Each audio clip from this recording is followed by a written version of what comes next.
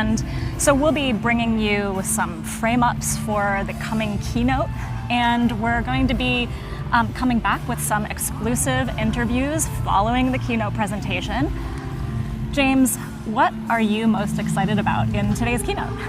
So many things. I mean, Dylan, as you know, a lot of thought goes into curating really an incredible diversity of topics, but near and dear to my heart is always the people part of this conversation. So talking about environmental justice, really understanding how the climate movement is about improving people's quality of life and doing that in a way that's equitable.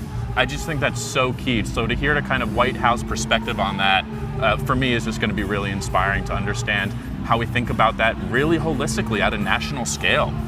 How about you? I completely agree that articulating the vision for what it is we're actually working toward with all of our climate efforts and all of the climate tech that we're seeing here at the Expo at VERGE and what we'll see on this stage. I am also really, really pumped for the discussions of how we wind down fossil fuels. We've got a ton of speakers over the next 3 days who are going to really dig into what that looks like. Today we have Zipporah Berman. She's going to be talking about the Fossil Fuel Non-Proliferation Treaty and really about how we are going to get ourselves out of the mess that we're in. There was some interesting news that I heard this morning around the International Energy Agency saying that actually fossil fuels are going to be on their way out by the end of this decade. We're going to see the switch. So that's pretty exciting. And so we're going to find out kind of what it is we need to do in order to actually make that transition seamless. You know, what's incredible for me is that this moment is different and things are changing so rapidly within the movement itself. The enabling conditions we have right now in terms of policies, in terms of really having these tough conversations, right? Both of these, right? What do we do with these fossil fuels really getting down? What about the environmental justice? These are really difficult conversations and they need to happen right now. The urgency around these goals, like it's 2023 last time I checked, and these goals are like 2030, 2040. I mean, we are in that moment now where I think having this convening, having these difficult conversations together is really where we accelerate, right? We get there faster, we struggle with this together so we can really kind of move as more of a unit. Couldn't have said it better, James. And this is the place that we do that here with all of these amazing, we're 5,000 plus strong at VERGE. We also have our accompanying event happening here in the San Jose Convention Center, Bloom 23, which is around biodiversity and nature, because we recognize that the climate crisis is not the only crisis we're facing, and we need to actually make sure that we're addressing all these things in tandem. So many of the nature-based solutions that we're looking at have dual benefits, and so we're really excited to have that happening simultaneously. And you can actually also tune in to the Bloom feed that's happening not at the same time as when we're on, so you don't even have to make those hard choices. That's right. That's right. And I love that. I want to thank everybody that's joining us from all over the world and being a part of this movement, part of this moment that we have here. I have to, if you don't mind, mention that it is my son's birthday today, and he's joining in from London with the rest of my family. So I just want to say happy birthday, Darius. I love you so much, and glad that I could have some of my family watching today as well. Amazing. I love that. Happy birthday, Darius. And Darius and all the 6-year-olds and 12-year-olds and 17-year-olds in the world, they're the ones that we're actually trying to make this work for. So happy birthday, and we're really, really excited that you're able to watch us and see your dad up here. Thank you for that moment, and I do really for all the generations joining, right? This is the professionals that are here. We serve a broader group. We serve really all generations, and for me, mentioning the birthday and watching my kids grow up in this world, obviously that's a big personal motivation for me, and it also just really centers it in the real kind of heart of why we're all here together. Let's get going. Thank you.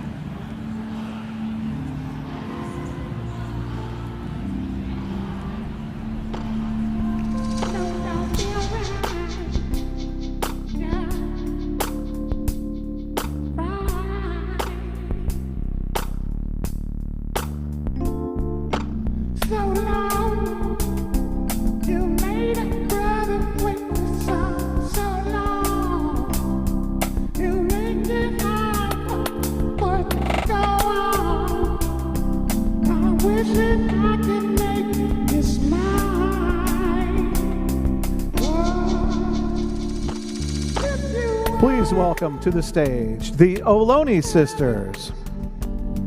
You need it. We can make it all.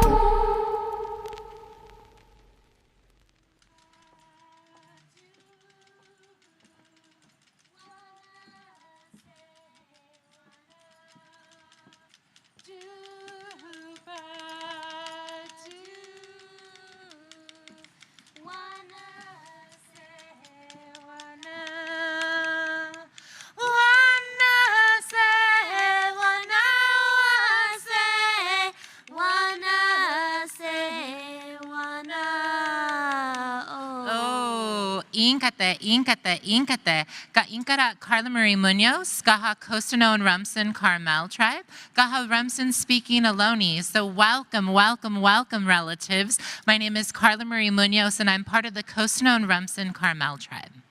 Mishishtuk, Ga Inkarak Desiree, Gaha Masis Amane, Gaha Costano and Rumson Carmel tribe, Gaha Rumson speaking Ohlone. So hello everyone, good day. My name is Desiree. I'm also a member of the Costano and Rumson Carmel tribe. I'm also Rumson speaking Ohlone. And I want to welcome you all to Tamian Ohlone territory. Can you all say Tamian? Can you all say Ohlone? And I'll give you a little brief, little map visual. So if you all been to San Francisco, you went over the Golden Gate Bridge, or you went over the Oakland Bridge and went over to Berkeley, went all the way down to Big Sur, throughout the Salinas Valleys, that is Ohlone territory, the bigger picture of our people, that we are still here. Right? Let's clap for that one. Despite the 3 genocides that are widely known, you know, the mission period, of course, affected a lot of colonization here and really started this wave. The Mexican period came, and that took a lot of our rancherias, and of course, a lot of our treaties were never honored. Then, of course, the American period came, and in our territory, we're from the Monterey Carmel area. That was the capital of California, so it was very unsafe for our people to be there. But the little known fact of what the 4th genocide is, it's actually plastic. We're experiencing that right now. And that's really sad because it's affecting our oceans, it's affecting everything around us, and that was all for convenience. So we all know that nature's on its own time, and even though it takes time, everything still gets done. So hopefully in the future, just as fast as that wave of colonization happened, we can reverse all those effects. So we're still here today, and we're still celebrating who we are. And we want to make sure that you know that we're still here, and we're still connecting in a very authentic way to our surroundings, because we know that we never owned the land. We were part of the land. Creation feels vibration, and ancestors know language. So we just want to share a little bit of our culture with you today.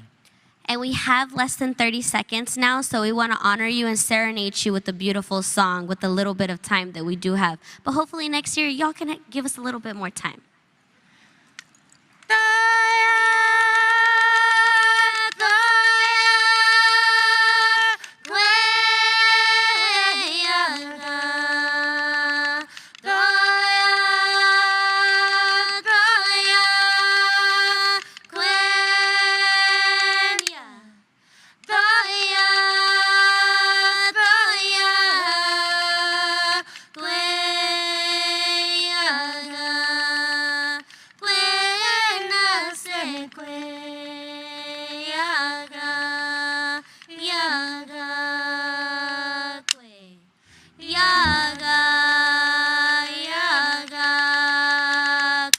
That's all, folks. See you next year.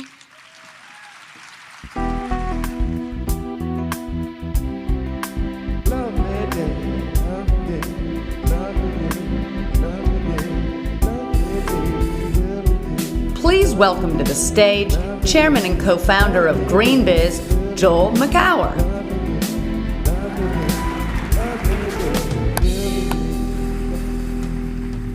Hey everybody, welcome to Verge. Thank you to the Ohlone sisters for blessing us this great event. And we as a community have an opportunity to give back to the native tribes on whose land we are sitting today, or wherever you're based, and I hope that we will think about ways to do that. If you've been to Verge before, and I know many, many of you kept saying, oh, this is my 4th or 5th or 6th or 7th Verge, you know that the first person out here on stage is almost always GreenBiz Senior Vice President and Executive Director of Verge, Shauna Rappaport. And I think most of you recognize that I'm not Shauna Rappaport. Shauna will not be at Verge this year. She is grappling with some health issues of, I'm sad to say, of the cancer variety. She's going to be okay, but she has a long journey ahead of her of both treatment and recovery. When I spoke to her the other day, and she asked me to tell you, first of all, how heartbroken she is that she can't be here this year, but her not being here is in service of her ability to be here for many more Verges to come. It's kind of just like Shauna, to even in her dark moments, to be thinking about how to be in service to all of you and all of us. So Shauna, I know you're watching and I know that you're seeing us right now. We love you, we miss you, we're holding you in our hearts and in our prayers, and we can't wait for you to get back where you belong, right here on the Verge stage.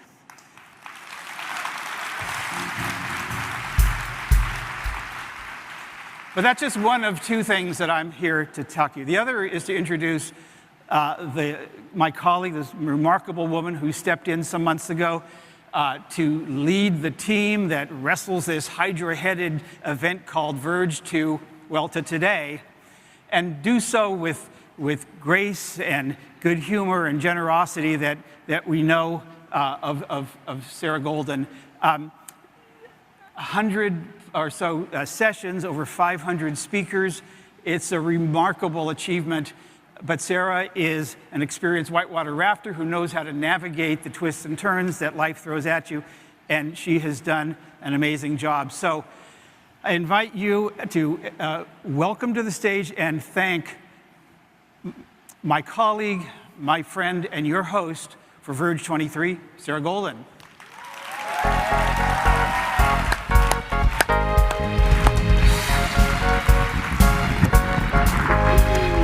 So, a couple things before I let you go, Sarah. First of all, there is out in the foyer, if you go out here and to the left, there is a station with a book and I think an ability to send a message to Shauna. For those of you who know her, want to send a message, audio recordings or text, just go out here and to the left and you'll find that.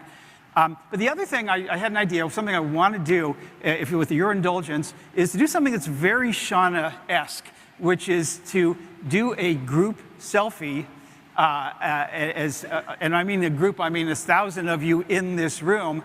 And so I'm going to invite, first of all, yes, thank you, bring up the house lights, and our staff photographer, the lovely and charming Louis Bryant III, to come out here. And I invite you to stand and show Shauna a little heart, or a lot of heart, actually. And we're going to do a group photo. So just do it. We got about 45 seconds to do this. Let's show a little heart. We're going to stand right here, and Sarah and I are going to show a little bit of heart. So on 3, we're going to do 2 or 3 shots. Louis, you ready? Yep. All right. All right, here we go. 1, 2. All right, another one. 1, 2. And one more for good luck. 1, 2. All right. Thank you all so much. Thank you, and Sarah, the stage is yours. Thank you. Thank you, everyone. Whew, what a journey. I am so happy to see all of you. This last year has been dizzying. It's had this hum of instability that's political, and it's cultural, and it's social, and it's all punctuated with this feeling, with this realization that we are living in a changed climate. The impacts of climate change are here now. And frankly, the climate crisis is getting worse faster than we are addressing it. But solutions are gaining momentum. They are becoming cheaper. They are becoming more accessible and better. We're figuring out how to deploy them, how to finance them, and that is a great thing, because the fastest path to decarbonization is to deploy the technologies that we have today. And holding that hope and that despair is a lot. And that's where VERGE comes in. VERGE is a nexus for the communities that are actively working to confront the climate crisis. This is a rare place where we can hold the moral imperative to act with the complications of implementation. And this is not just a tech thing. This is a generational opportunity to repower how our world works. We can envision and we can create a world that we want to live in. But we need to move fast. The era of linear, incremental progress for climate actions is behind us. We are now entering an era of yes and for climate action.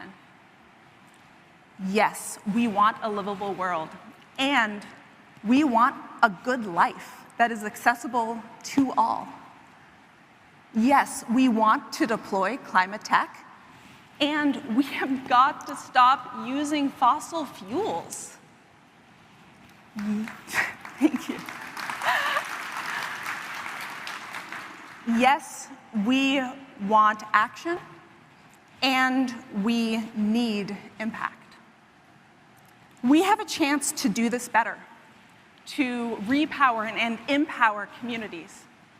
We have the ability to put human rights and environmental justice and biodiversity and natural systems at the forefront. And all of this requires us to hold the complexities of to consider unintended consequences in all of our actions that are large and small. And to be clear, none of this is easy. Turns out doing something that has never been done before is really freaking difficult. Who knew how much time and effort it would take to get EV charging infrastructure hooked up? Who knew how much work it could be to get baseline data before we start those building upgrades? In short, the equipment may be cheaper to run, but how much does it cost to upgrade the facility to get it ready, or to retrain the team? And whether we're talking about food systems or energy systems or transport or buildings, and whether we're talking about fledgling startups or giant companies, getting this right requires so many things to go right. And often the barriers are structural, they're bureaucratic, they're in our own organizations and in our supply chains. They look like a manager who just has like a couple of other priorities first before they get to the sustainability initiatives, or a CFO that just can't quite make the numbers work. Or it looks like a team that likes its current workflow. Thank you very much. In other words, it looks like people stuck in their ways, failing to see the risk of inaction and the opportunity of action. This is not just a technology problem. This is also a people challenge. But all of this is easier if we do it together. If we share with one another, if we partner, if we collaborate, if we commiserate, if we turn to one another and we ask, what's your plan? And what are your barriers? And how can I learn from your successes and your setbacks? And VERGE is designed to create these meaningful interactions. We have assembled a team of experts that have put together over 100 sessions across 6 different programs that are all designed to get to the challenges that you in this room have in achieving your goals. We have created more interactive sessions, more small group discussions, more sessions that are just based around being able to meet one another and understand what your challenges are. This year, we are also launching Braindate, which is an online app that allows us to find the people at this conference better, so you are able to have the conversations that you need.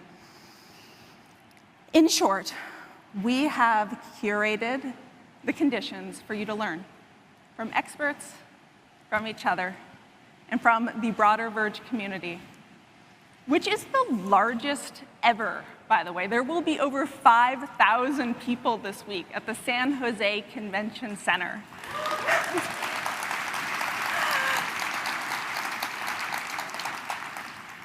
So yes, this task is huge, and the payback is massive. All of you in this room have tremendous power. As far as I can tell, the private sector is the only sector that is nimble enough to actually be able to prove out technologies at a time frame we need to address the climate crisis. And when you act, things happen. We get policy, capital flows, businesses thrive, jobs are created, communities prosper. And VERGE is a catalyst for change. It's an incubator for progress. So let's figure out how to get from here to a resilient and sustainable future. And with that, it is my honor to welcome you all to VERGE 23.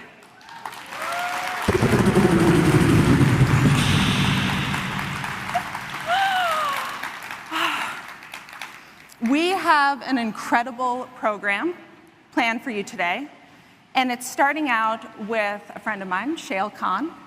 You likely know Shail as the host of the Catalyst podcast.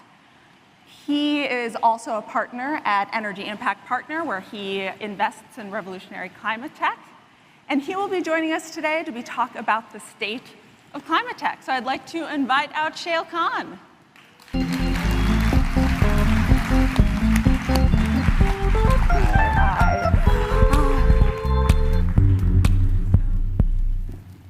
I've actually, not quite yet, Shail. I actually have a little game that I have devised for you as part of this introduction. So if people have listened to the Catalyst podcast, you will know that it focuses on climate tech, and each episode focuses on a different technology. And Shail often starts out with a pun or a play on words to highlight whatever technology this is. That's not really, that's not on purpose. I'm just kind of a punny person. I'm not trying to, go on. It works. So what I have done is I have put together a series of puns. And what I would like to do is to share a pun that Shail used to tee up a technology and ask what technology it is that he's talking about. I don't think you appreciate how little I know what I'm saying when I'm talking about it. We will see how this goes. But I also think that this is too easy. I think you've written these puns, you know these puns. And something you may not know about Shail is that when he was younger, he was a professional juggler. He was a child clown. Did I say that? Well, I just want to be, those are very different things. I was sort of a professional juggler as a kid. So I would like you to answer these while juggling. All right. So I saw the juggling balls on stage, and I knew something like this was coming up. I just want to be clear, this is the second time you've ambushed me with the juggling thing. The other time was during COVID, like on a webinar or something. So I'll do this, but we're agreed this is the last one. This is a prerequisite for me. Can we take this offline? Yeah. Okay. All right. So are you ready? Hey, Kevin, do you have any Catalyst music you can play? Please don't. Okay. So, starting out, the first one is, I would make a blank joke, but I don't want to give it any oxygen. Oh my God, what was I talking about? I don't want to give it any oxygen? I wouldn't want to give it any oxygen. Was that like a hydrogen electrolysis thing? Because it splits hydrogen and oxygen? It is anaerobic digestion. I would not want to give it any oxygen. The next one is... That was a good one. That was a deep cut. All right. Okay. This week, it's blank, not blank, but that's splitting atoms. Nuclear. So what is it? This week, it's blank, not blank. Fission, not fusion, or fusion, not fission. Correct, yes. Yeah. Okay, this one is... The juggling part is the easy part of this, by the way. Hello, Daddy. Hello, Mom. It's a blank bomb. Cherry bomb. It's I have no idea. Methane bomb. This one is a methane bomb. Okay. All right. Hey, look, on the grid, it's a battery. It's the world's most flexible load. It's a vampire squid. It's blank. It's a battery. Oh, Bitcoin mining. That is correct. I remember that. All right. Okay. Blank leakage. It's nothing to make light of. Make light of hydrogen? That's correct. All right. Yeah, periodic table joke. Okay. Okay. This is stressful. Some might say food is energy, just food for thought. Well, the food energy nexus. Yes, that is correct. That is correct. Okay. Sun was in my eyes. It's okay. Okay. Classic juggling drop joke. We have one more question, and for this, I would like to add one more ball. Are you ready for this? I don't know. We're gonna find out. Okay.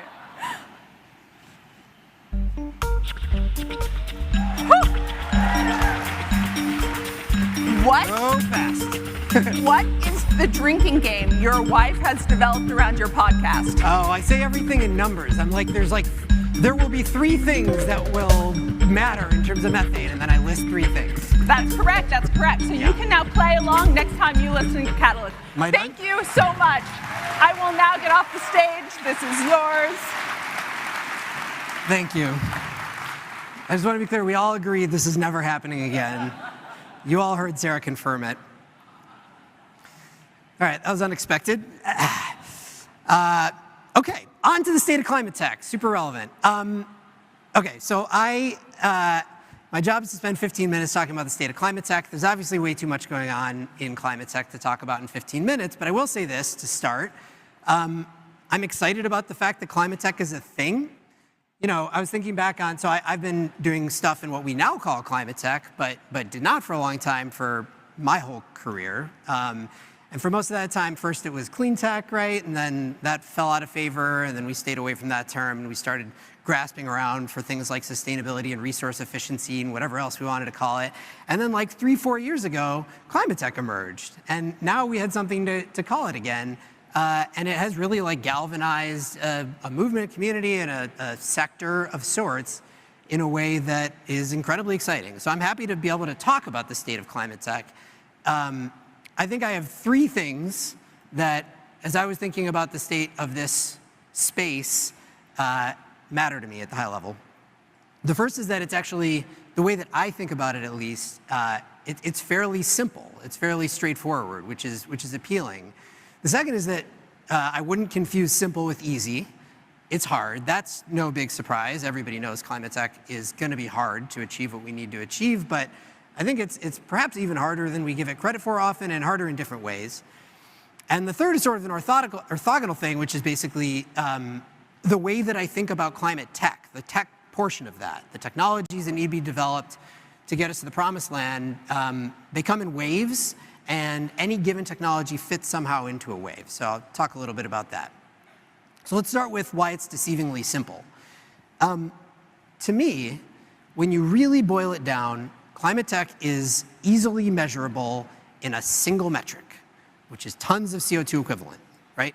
We know as a society what we need to do, society globally, right? And that is to go from where we are today, which is roughly 50 gigatons of annual CO2 equivalent emissions, that's 50 billion tons a year. We need to take that down to 0 or net negative potentially by mid-century or earlier. That's the job. And so for me, as I think about what is climate tech, before we get to what's happening in climate tech, if you can measure the impact of a thing, a movement, a technology, a company, whatever it might be, in either direct reduction or removal of CO2 equivalent, or if it has some indirect impact on the ability to get there, which is important, right? Enabling technologies that make it possible for us to electrify things, or make it possible for us to have a just transition, which we're going to need to have in order for that transition to occur. Anything that you can tie directly or indirectly to CO2 equivalent, that's climate tech. Maybe this is a little bit controversial. If you can't, I would say it's not. Not to say it's not worth doing, but to say it's a different thing. And for me, that's a useful guiding principle, because once you go one level deeper than just CO2 equivalent, things start to get pretty complicated. And you can look at these charts, and I love a Sankey chart. That's the name of this type of chart, my favorite type of chart in the world. If anybody has cool Sankey charts, send them my way. This is where all the emissions come from in the world, the CO2 emissions, and it's really complicated, unsurprisingly. So to simplify that, here's what we need to do, basically, to solve climate change at the highest level. We just need to transform 5 sectors: energy, transportation, industry, buildings, and food and agriculture. Those 5 together comprise the vast majority of all CO2 and actually greenhouse gas emissions in the world. So what I mean when I say climate tech, I often tell people I don't think climate tech actually is a sector. It's just a common theme across a number of sectors, a common problem that we face across a number of sectors, and mostly it's these 5. So what is climate tech mostly going to ultimately be? It's going to be technologies that transform one of these or multiple of these 5 sectors. And then I would add on another half sector, which is carbon management, which is basically entirely new, right? So these other 5 are like existing multi-trillion-dollar global industries that drive the world. So we need to transform those 5 and then invent a new one, because we don't really manage CO2 today, but we're going to need to do that, whether that's biogenic CO2 from wood waste as we thin forests in California, or whether that's direct air capture from the sky, or point source capture on heavy emitters, whatever it might be. We're going to need to capture some of that CO2. We're going to need to do something with it, and that's carbon management. So there's our job in climate tech, right? It's also helpful, I think, to think about it in a temporal perspective, right? The timeline under which we need to do that. So just for context, right? Basically, to get to where we are today, to create the problem that we created, where we have 50 gigatons of emissions every year, it took us about 100 years, roughly, from the dawn of the Industrial Revolution until fairly recently. You know, figure that is the lifespan, more or less, of my grandparents' generation, right? When they were born, we were not that much out of equilibrium.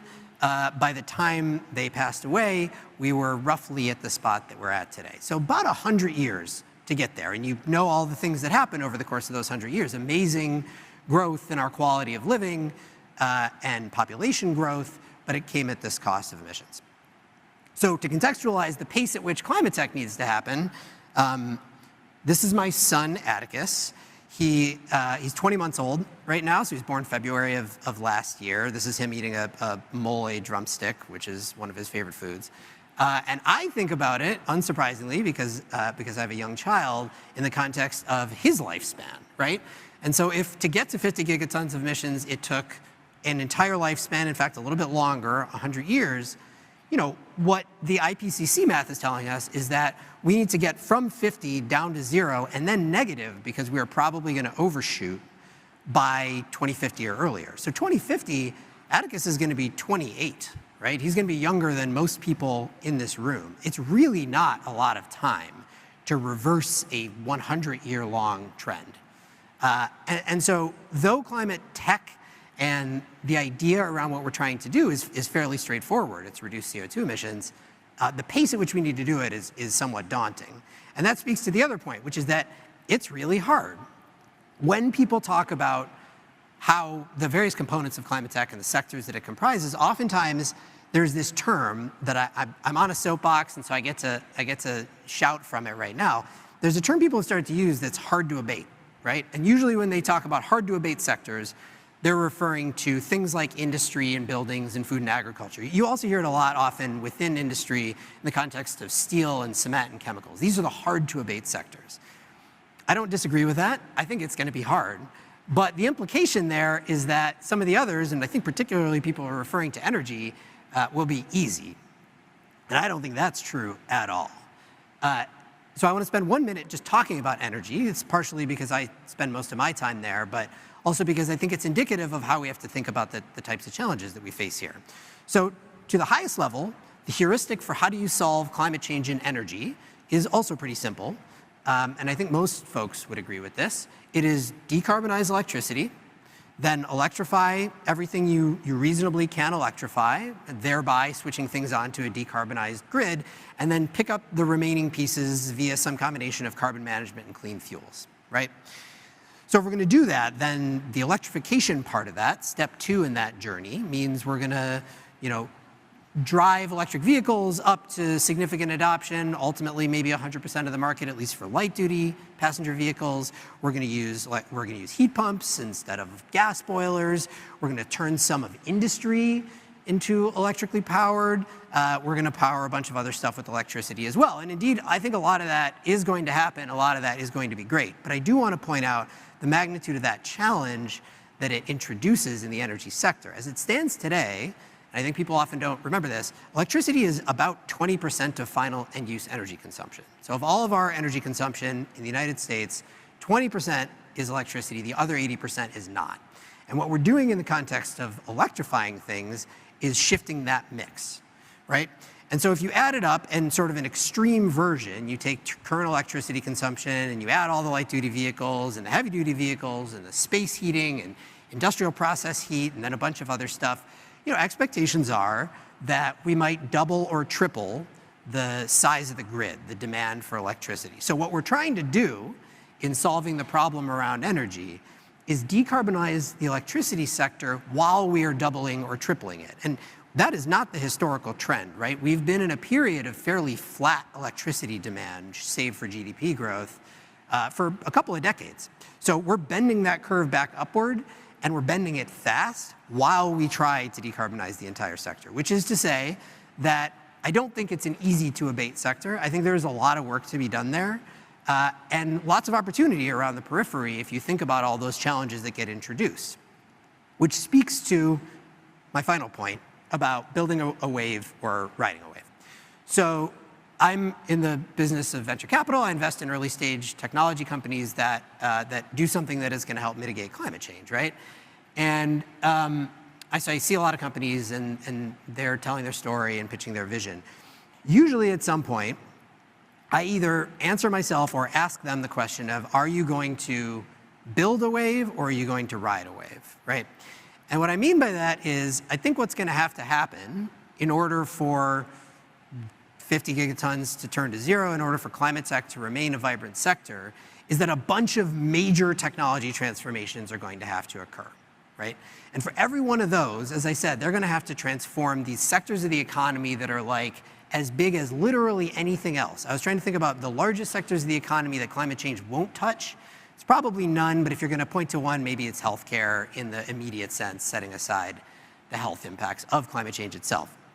Which is to say, these are big sectors, and a major technological transformation that fundamentally transform those sectors is going to be huge. But alongside that transformation is going to come 100 knock-on effects, maybe 1,000 knock-on effects.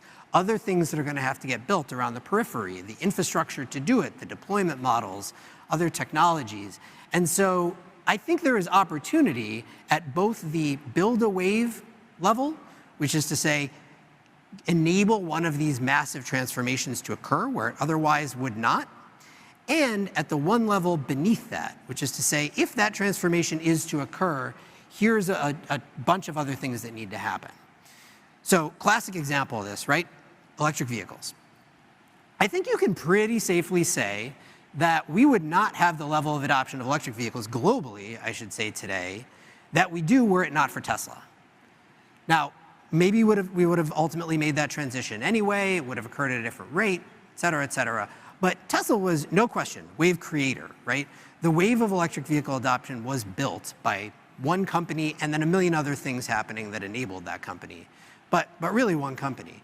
Thanks to the fact that that wave has been built, though, there will be, I don't know, 100, 1,000 more companies that are going to come along and deliver something of meaningful value and good returns to their investors. And they are the wave riders. And they're going to build better batteries, and they're going to build charging infrastructure. They're going to source sustainably extracted lithium, whatever it might be. And all these things are coming largely because the wave was built. And so when I'm talking to early stage companies, one of the main things that I'm focused on is, are you building a wave or are you riding a wave? There's not a right answer. Building a wave is a lot harder. It's really, really, really hard. You have to change the world. You have to bend the world to your technology.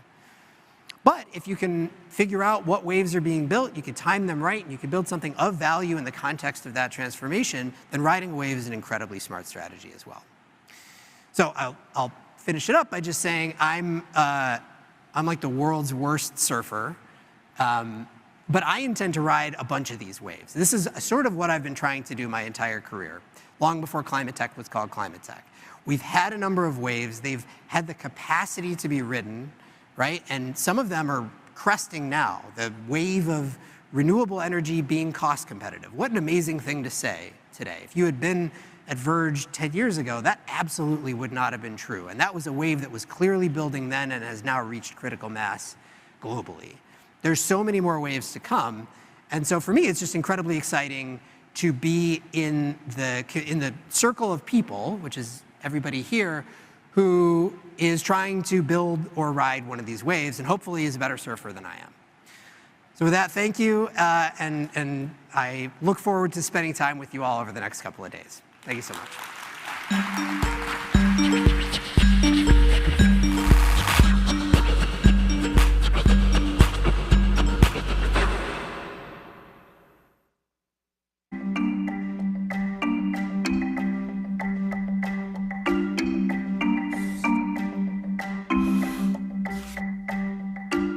Hi, I'm Alex Navarro, Senior Manager of Nature for GreenBiz.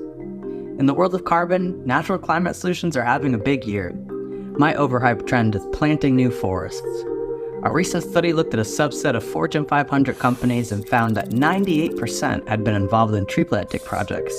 So what's the problem? Much of the land and water identified for these projects is already supporting other habitat types, native wildlife, people, and economies.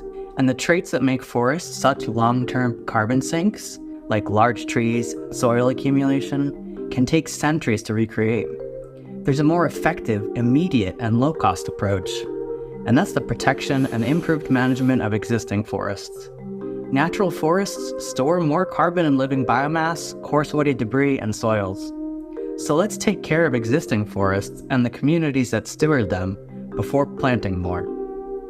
This brings me to my underhyped trend, the ecosystem that rarely gets as much attention as forests, oceans. Oceans absorb 1/3 of human carbon emissions, yet life below water is the least funded of all the UN Sustainable Development Goals. Over the past few years, we've invested just 5% of what's needed to achieve our global targets. This year, UN member states finally agreed on the High Seas Treaty, a promise to take collective responsibility for the 64% of the ocean that lies beyond jurisdictional boundaries. With the tides finally shifting in the ocean's favor, investors should look to the blue economy, blue foods, and marine biodiversity credits as their next big climate investment. Nature is basically the 4-hour workweek of climate solutions, if only we let it do some of the work for us. I'm Seth Olson, Senior Manager of Food Systems at GreenBiz. Over the last 5 years, regenerative agriculture has gone from niche to mainstream and now dominates climate strategies at global food companies such as Cargill, Danone, and Walmart. Regenerative practices boost soil health, increase nutritional quality, and reduce pollution. Under the right conditions, they can also sequester carbon. And this is what companies often tout the loudest. But scientists warn that in practice, the sequestration potential of agricultural soils is significantly overestimated. That's why regenerating soils to draw down carbon is my overhyped trend for 2023. While beneficial for resilience, the challenges and uncertainty around soil carbon drawdown present a mismatch between the hype and the true potential. This is especially apparent compared to the more effective and certain ways to address nitrous oxide, deforestation, and livestock emissions. The focus on sequestering carbon in soils is not the radical change required to flip our food system from extractive and unhealthy to one that regenerates both people and planet. This leads me to my underhyped trend, regenerating farm worker well-being. Our current food system mines not only the earth, but also the health of farm workers. Folks who are heroes for putting food on our table. Too often, they're getting the short end of the stick. Here in the US, farm workers are exposed to extreme heat for about 15% of the season and are 20 times more likely to die of heat-related illness. Without greater protections and power, how can we expect farm workers to be the hands implementing change in our rapidly warming fields? Farm workers deserve better, and companies must start integrating social regeneration into their climate strategies. Simply put, we'll only achieve environmental goals if we take care of the folks we rely on to achieve them.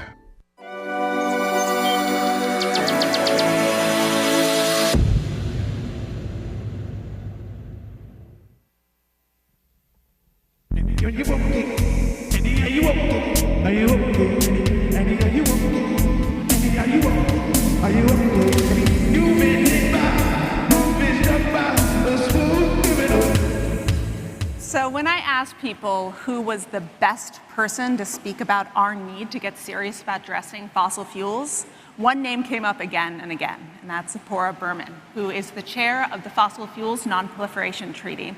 And even if you don't know Zipporah by name, you're likely familiar with her work. She is a talented campaigner, and she sort of walks that line of being provocative and wry and creating these campaigns that really like stick in your memory. And she's been a campaigner for Greenpeace and for Stand.Earth all the way back when it was still forest ethics. And she's also sat at tables with the oil companies themselves, trying to figure out where do we actually go from here. So it is my honor to welcome to the stage Zipporah Berman.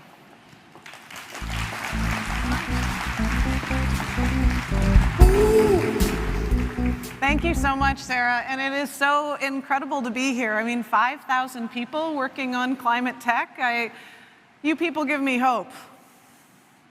For the past 35 years, I've been working on environmental policy and climate policy, trying to figure out how social change is made, where power lies. My journey started here in the old-growth forests in Canada, the place of my heart. And along the way, I developed some campaigns to encourage companies and governments to make the changes that we need to make at the pace that we need to make them. I've run a lot of corporate campaigns over that time. And one of the most important things that I realized in doing those campaigns, this was a campaign I ran a long time ago. At the time, Victoria's Secret was producing 1 million catalogs a day out of Canada's old-growth forests. And during that campaign, I realized, of course, that there are good people everywhere. There are good people stuck in some really bad systems. And a lot of the people that we need to make the changes that we need to make today are still stuck in those systems, in those extractive industries. So when I started working on climate change, in the Alberta tar sands, one of the belly of the beasts, I decided to sit down and meet with the oil companies to try and understand what they were thinking, to see if we could find some common ground. And we did. After several years of discussions with the CEOs of the 5 major oil companies, we were able to come to agreement on climate policy in Alberta. This is a region that had never had a climate policy before, never had a climate plan before, and it was even hearsay. I remember when I first started working in Alberta, meeting with a minister, and as we were walking into the legislature, I said something to her about climate change, and she said, "Oh, don't say that word here until we get into my office and it's private." So we reached an agreement for a climate plan. We stood on the stage, we announced it. We had reached agreement on carbon pricing, on an emissions cap in the oil sands. After the cameras were off, the companies backtracked. They lobbied against the legislation.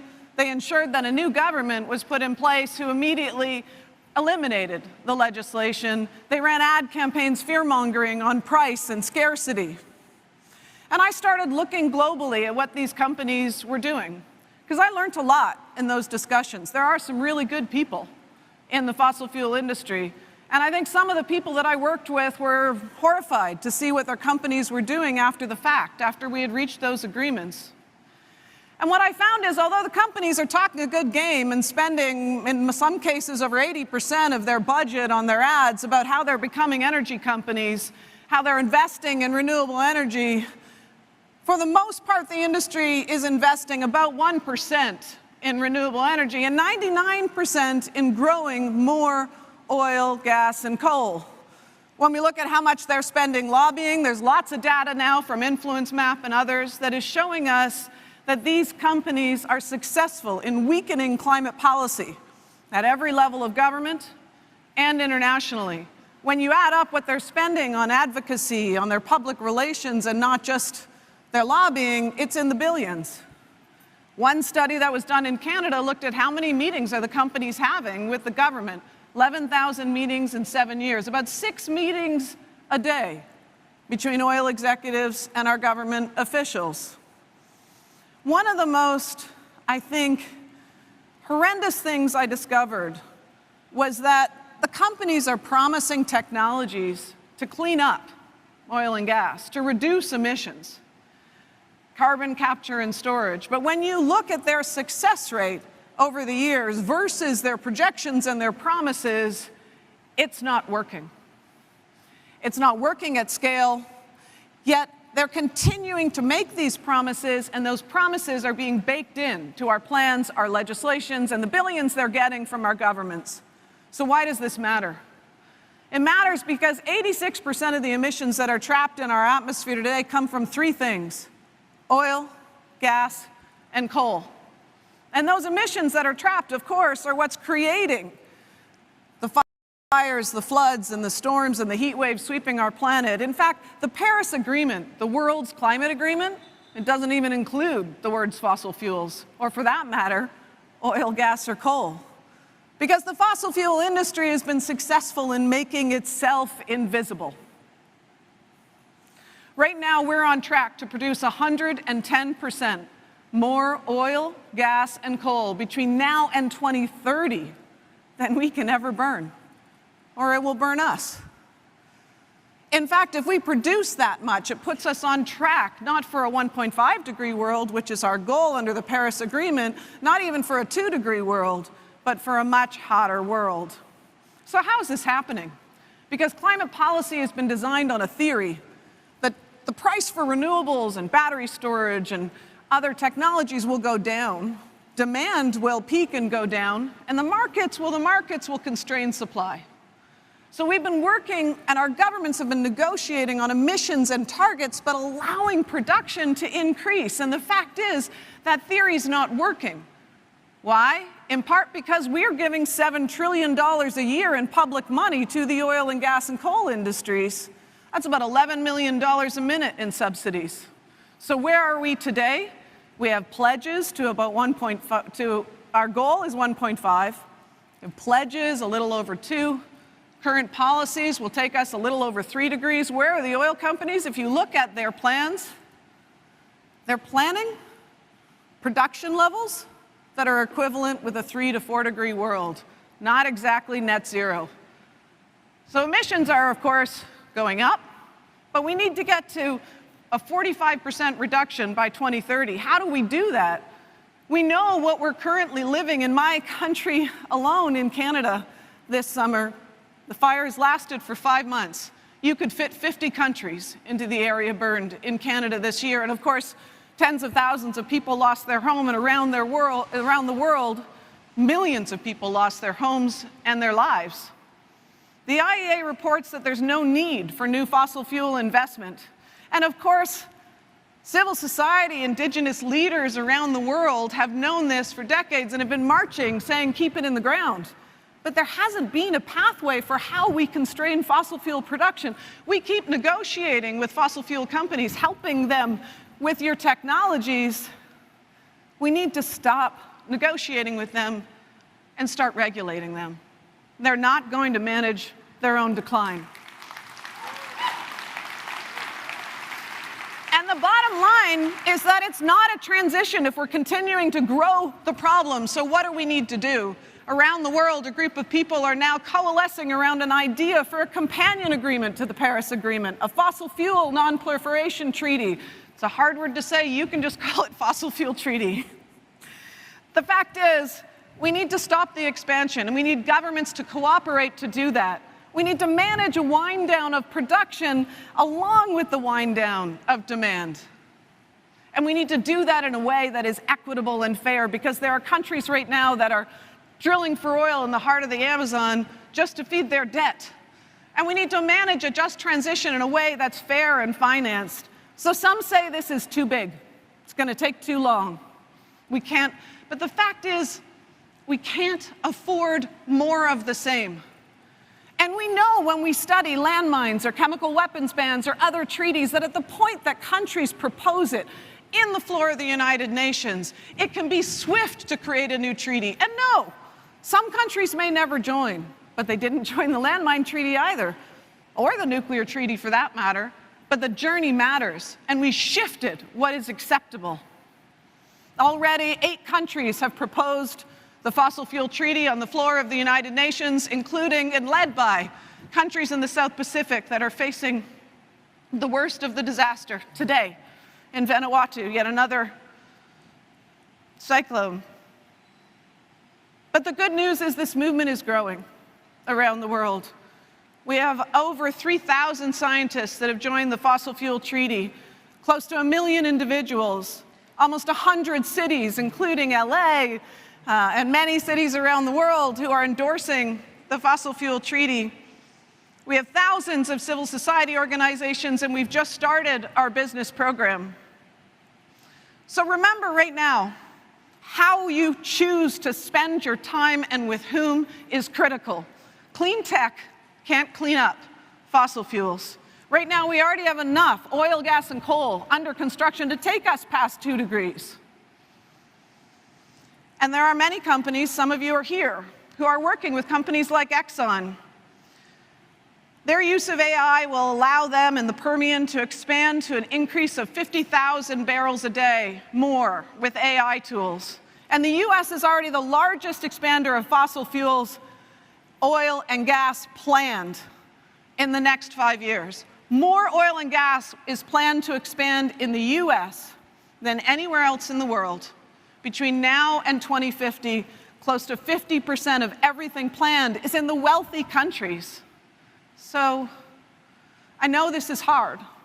This work is difficult. And these conversations are challenging. But we can't continue to spend our financial, our political, our intellectual capital on building more of the problem. Every ton of carbon right now that we save from going into the atmosphere will save lives. So use your time wisely. Use your companies wisely and join us, because together we're so much more powerful than apart. It does take courage and hard conversations, but the great thing about courage is that courage is contagious. Thank you. Please welcome to the stage Editor-at-Large, Heather Clancy. Sooner or later, there won't be much around. Did I get it? Did I already get it? While you're driving around downtown, there's only so much oil in the ground. There's only so much soil in the ground. You can't cut through. Hi. You guys are great. Thank you. I didn't hear if I got introduced or not, but if I didn't, I'm Heather Clancy. I'm the editor-at-large with GreenBiz, and I am joined by 2 amazing thinkers in one of the things that Shale was addressing, which is carbon and how do we remove it. Like, I love the framing that he made of climate tech. I've always struggled with this as a journalist. Like, what is climate tech? What fits? I love that framing. So we're going to talk about where we are in the carbon markets today, as well as carbon removal, and what we need to get this speeded up. How do we get to a different place? I have 2 great experts with me, as I mentioned. Julio Friedman is with Carbon Direct. He has a long time history in mouthing off on this stuff. He's got a great perspective, and he's working now on helping great companies that are pioneers manage their carbon removal programs. And I'm also joined by the co-founder and CEO of Heirloom, one of these great carbon removal technology companies, Shashank Samala. So I wanted to put a very general question to both of you first and to get the conversation started. I'm actually first, Julio, which is just like, there's been so much as a journalist. I'm like, I have no idea what to cover. There's been so much that's happened in the markets. What do you feel is like the most significant thing, the one thing, is a tipping point or something that we all should have? Sure. So before I say something, the reason why we have the carbon markets, the reason why we need to do a lot of carbon dioxide removal is the arithmetic. The core arithmetic of climate has told us that we have to do this. Like Shale was saying, we're probably going to overshoot. We have to do carbon management. We have to do carbon removal. Well, the most important thing I've seen in the markets, to your question, is a bifurcation. What we're starting to see is a split between what Carbon Direct we call the high quality market and the high risk market. And that those are two rather different kinds of things, and they represent two different kinds of buyers, and they represent many, many different ways of getting into it. But that recognition that you need to get the thing you buy to get quality, that is new, and it is leading to that split. So a little bit more color on what's high risk. Define those two a little bit more. Sure. So if you have valid, durable CO2 removal, that's good. And that can be done with reforestation and trees. That can be done with direct air capture and geological storage. That can be done with biochar. There's lots of ways to do it. But it has to be additional. It has to be durable. It has to be equitable and just and can't create new problems, right? The life cycle has to pencil out. There's some very basic aspects of this. And so if you're tall enough to go on that ride, then you can enter the quality market, and there's buyers who want to buy what you got. Shashank? So there's three things I think we're seeing as a company the last really 2 years. One is this rush towards high quality removals, something that is additional, that is verifiable, that's quantifiable, it's durable. So if you remove the carbon from the air, is it actually permanently sequestered, or is it coming back out, right? Like something that is very concerning to our customers are, soil carbon or forests. They're easy to get caught in a fire or decompose and putting the carbon back in the air. So what they love about direct air capture is you can pull it from the air and geologically store it permanently for thousands of years, so it doesn't come back out. So what we've seen with the low quality offsets, which is sort of the old regime, there's basically, if those markets are frozen at this point. It's really, you're not really seeing that many credits move, and all of that focus is coming into high quality removals. And 2 years ago, we would not have expected how fast this was, but in the last year or so, that's changed quickly. So I mean, we just announced a few weeks ago a 315,000 ton deal with Microsoft. It's the largest of its kind. It's multi-$100 million deal. And just a year ago, no one would have imagined that type of big resources coming in to catalyze this industry.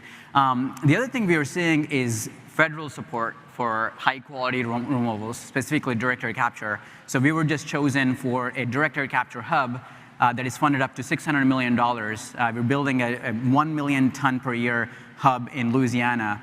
And the government is actually also starting to procure carbon removals as a customer. So just so many things happening. It's awesome to see. So I want to poke into the issue of removals versus avoidance, right? Because I think some of the things you're referring to are in terms of the low quality, if you want to use that term, was more in the avoidance realm versus removal. So is there a recognition that we need to somehow balance the two in the market? Is there a balance emerging that we think is necessary? So I think it goes back again to something that Shale was talking about.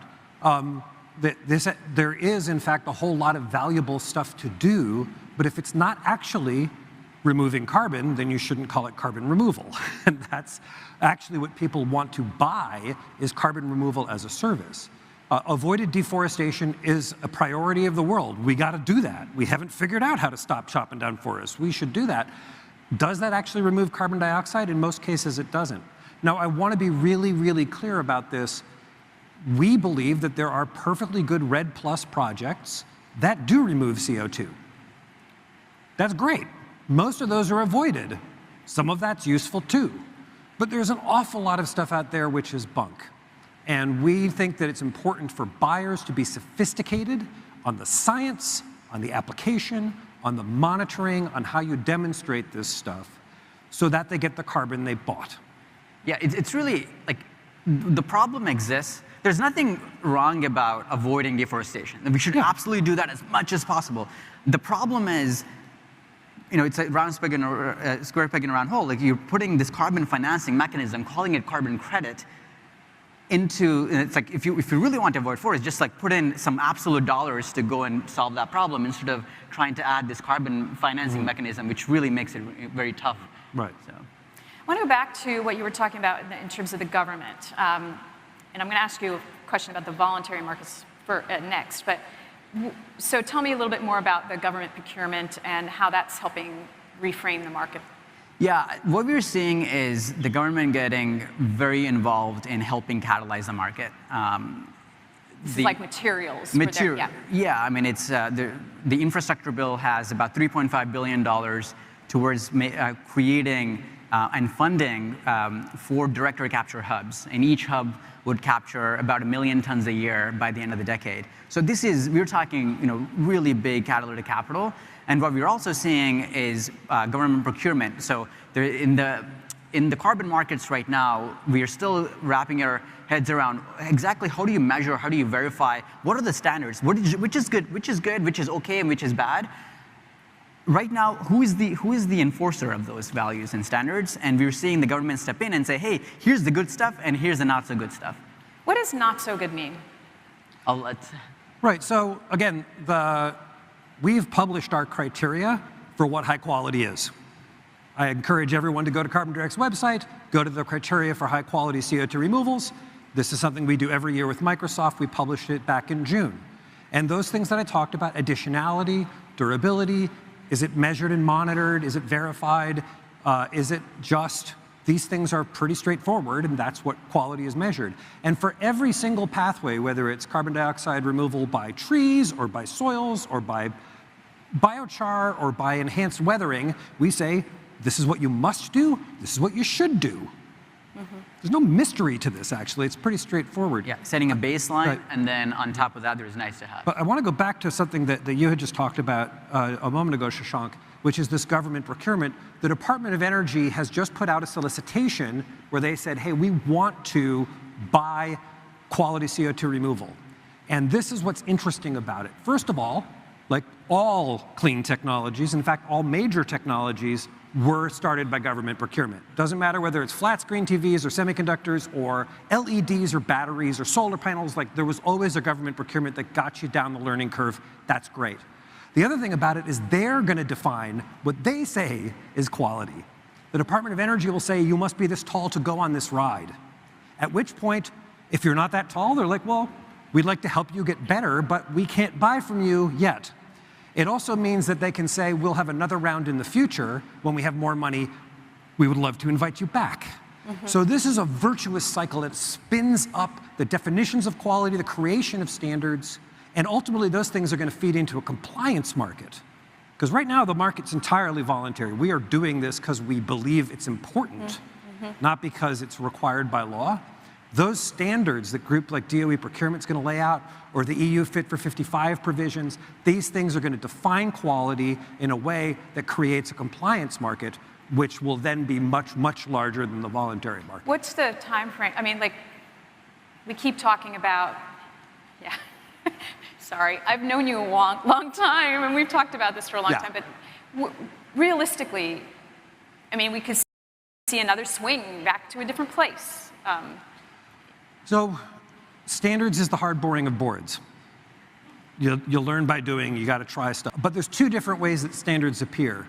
One of them is you go to the ISO and a bunch of scientists beaver away, and in 5 to 10 years, they're like, here's the standard. Alternatively, the market just does it.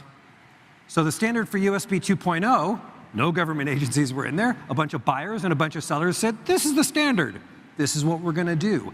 So I think it can go quickly, and that's, again, an important role of the voluntary carbon market, that as we deploy, as we learn, we have the opportunity to make it better and defend and define what that means.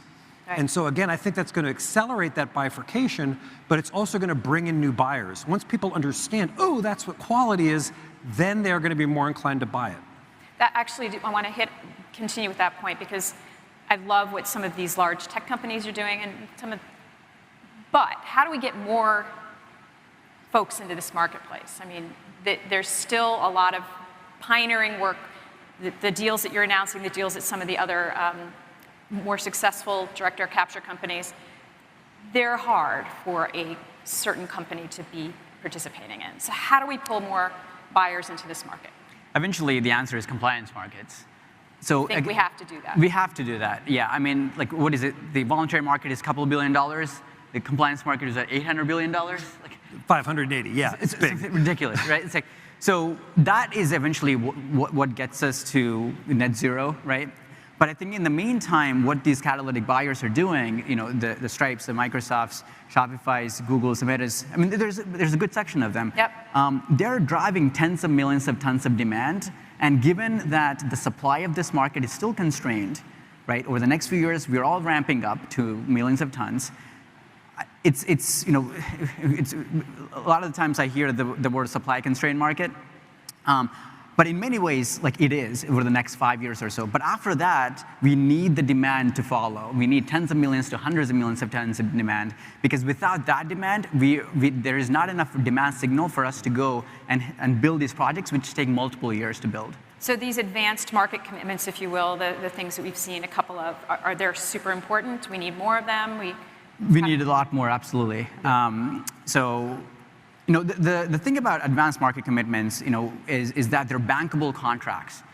For us, what that means is that just like how solar and wind projects and natural gas, you know, highways, roads, bridges, like, all of the infrastructure is built based on project financing, low-cost infrastructural capital that you can unlock when you have contracts that are bankable, that have clear, airtight contracts where if you produce, the customer pays. It's called a take-or-pay contract. So that's the template that we're creating, and, you know, 10 years from now, we'll look back and say, hey, this template is as unsexy as it is. That's really probably going to be the most catalytic thing the industry has done. Just like, you know, 12, 15 years ago, the power purchasing agreement, the PPA, is what really kicked off the solar and wind industry. Same thing is happening right now for carbon removal. Right. One more question for you before we talk about the big problem, the infrastructure. Earlier this month, your company said that you would refuse investments from companies whose primary business is oil and gas production. Was there a specific catalyst for that declaration, and what's been the reaction? So, was there a catalyst? Well, I think what we realized is that this space needed a leadership in values. And we wanted to build a race to the top in terms of standards of deployment. There's lots of ways, especially when it's a new industry, there's many ways you can go, right? We are at the forefront, and every step that we take, we have a juncture. Like, do we go this way, or do we go that way? You know, social media companies 10 years ago probably faced this question before regulation came in. And I think for us, it was very important to us that we lead with values, and what we wanted to do was CO2 from the atmosphere is not used as a way to continue the extraction of fossil fuels. That's something even I cannot go to bed at night. You know, if we took investment from oil and gas and that really messed up our governance, or we gave a board seat, that's something we won't do. And what we also won't do is we won't use our CO2 for enhanced oil recovery. That's a method that the oil industry uses to recover more oil. So that's something we won't do. We also published a few other standards. We were going to measure and report and verify exactly the amount of carbon remove and publish that with the communities where we build these facilities in, right, and to the customers. The third thing we said was we were going to build robust community benefits agreements with wherever we go and place these, so that we can lift the communities that we are part of. Not a lot of these communities were some of the most burdened communities in the past with oil and gas and industry, so that's something we want to change. Right. And the last thing we've said was we're going to pay prevailing wages and actually create a whole new generation of jobs. So the IEA, yeah. The IEA came out today and said they have a pretty wild prediction for the end of the decade as to the capacity. We know that there's not much direct air capture capacity right now. We need a lot more capacity. We need this big infrastructure thing, and we need it fast. So how do we get this accelerated, and how do we do it in a fair way? Like, like you were just saying. I want to go to you first. So Julio. again, just some quick numbers. Grab onto your seats. The news is grim. If you look at the most recent summary report from the IPCC, it says that we need about 1.6 billion tons of CO2 removal by 2030 to hit a 1.5 target. So that's not a lot of time. And that is making a very large industry. 1.6 gigatons, that's about all the same as the size as all the steel in the world. All the steel in the world is 2.2 gigatons of weight.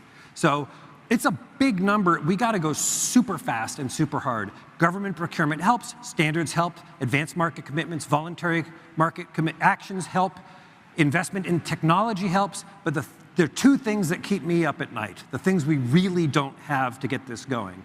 First, infrastructure. Pipes. Pipes, holes in the ground, hubs of activity. The direct air capture hubs help. Some of the hubs in the UK and in Europe help. But when you look at the tonnage, that's not going to get us to 1.5 gigatons by 2030. We just need a lot more of these things. And that means we also need a workforce to build it. We don't have the pipe fitters or welders or electricians. We don't have the tax equity lawyers or communications experts or regulators. We have to create a mammoth industry in a very short amount of time. We don't have the workforce. So these are things that we really need to get that to scale. And if we have that workforce, if we have that infrastructure, it's going to make people like Shashank's job a lot easier. Got it. Because they'll be able to say, oh, well, great, well, now my risk for the project is lower, the cost for the project is lower, we can move a lot faster, and we'll start working our way down the cost curve. Great. Well, we're out of time, I'm afraid. I know.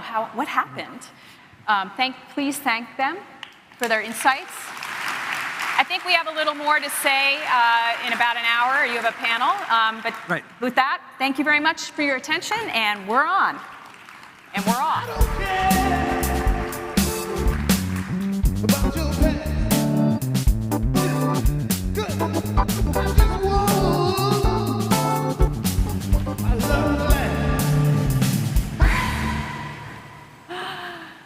Oh, what an amazing chat. And Heather Clancy, she is our editor-at-large and a very talented journalist. If you haven't checked out her stuff, I recommend that you do.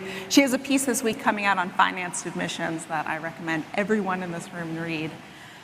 We have just one more talk today, which is our end of the Keynote program on the first day of VERGE.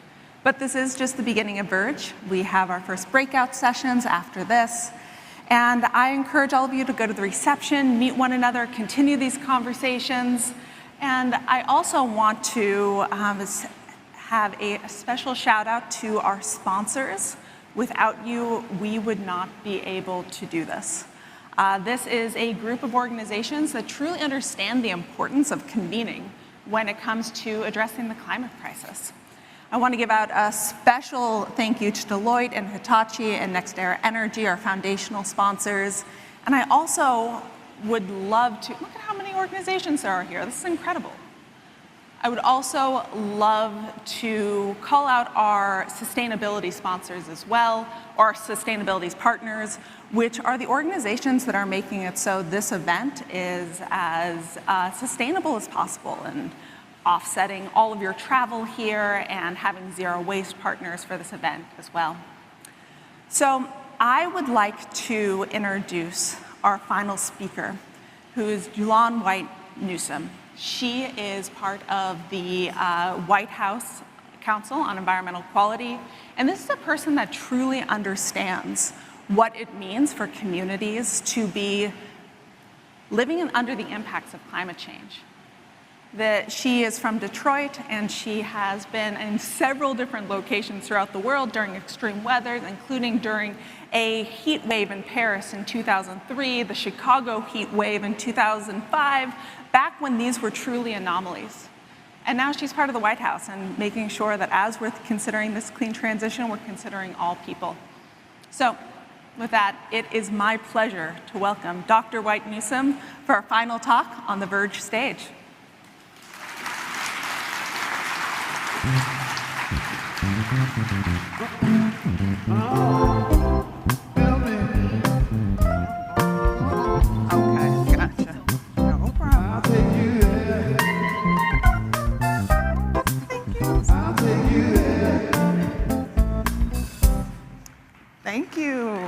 Hello. Oh, man. So, good afternoon, Verge 23. It is so wonderful to be here in beautiful San Jose. And I want to give my appreciation to the Ohlone sisters, because if we don't acknowledge those folks that were here before us, taking care of the land before us, then my goodness, we're in trouble. So thank you, Ohlone sisters, for acknowledging the original stewards of this earth. So when I think about environmental justice, for me, it involves three cornerstones: people, policy, and practice. And the way that we interweave those together can really help us achieve that just, healthy, sustainable world that we all deserve. And when I think about environmental justice, before I dig in, I want to ask you a question. And I don't know if I'll be able to see hands in this room, but raise your hand if you know what environmental justice is. Okay, thank you for the house lights. I see a couple, awesome. So for those hands that I didn't see raised, I want you to visualize with me a world where you can step out of your front door, breathe clean air, and not experience the taste of sulfur or particulate matter in your mouth. I want you to imagine being able to send your babies to school and not be afraid that just from drinking out of the water fountain, that they're going to be drinking water contaminated with lead. I want you to think about the opportunity to provide clean school buses and clean transportation in all communities across this country. I want you to think about being able to afford and access fresh fruits and vegetables for your family. Again, that's not hard to imagine, but that reality is not something that everybody experiences. So when we think about the opportunity to imagine environmental justice, a place where the color of your skin, your ethnicity, how much you make at the end of the year, what zip code you live in, that doesn't have to dictate whether you have a healthy or sustainable community or not. That is what environmental justice is. And I'm proud to be a part of an administration that has made that a core ambition with the leadership and support of President Biden and Vice President Kamala Harris.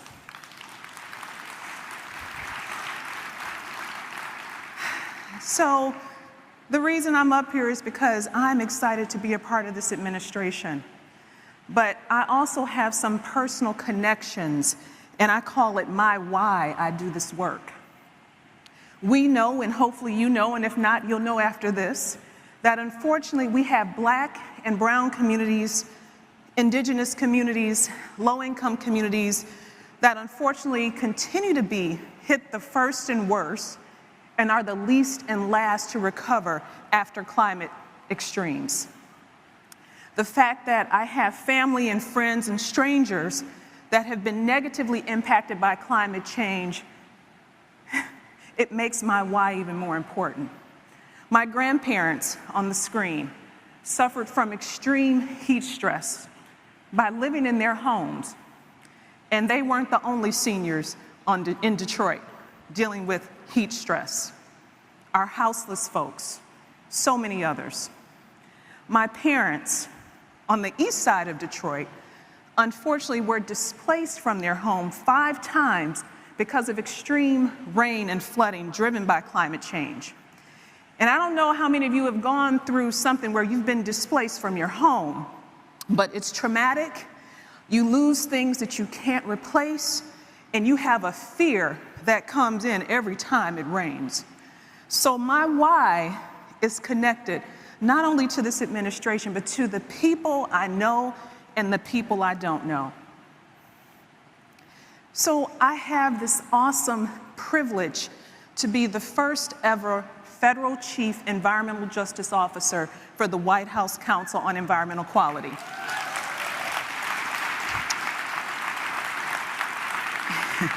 And I don't take that lightly.